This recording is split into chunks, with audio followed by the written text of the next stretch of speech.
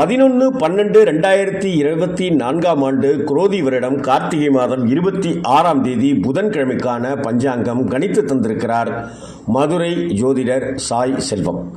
நட்சத்திரம் ரேவதி பகல் 11:48 வரை, அடுத்து அஸ்வினி. திதி வளர்பிறை ஏகாதசி நள்ளிரவு 1:10 வரை, அடுத்து துவாதசி. கரணம் வனசை மதியம் 2:28 வரை, பிறகு பத்திரை. யோகம் வரியான் மாலை 6:47 வரை, அடுத்து பரீகம்.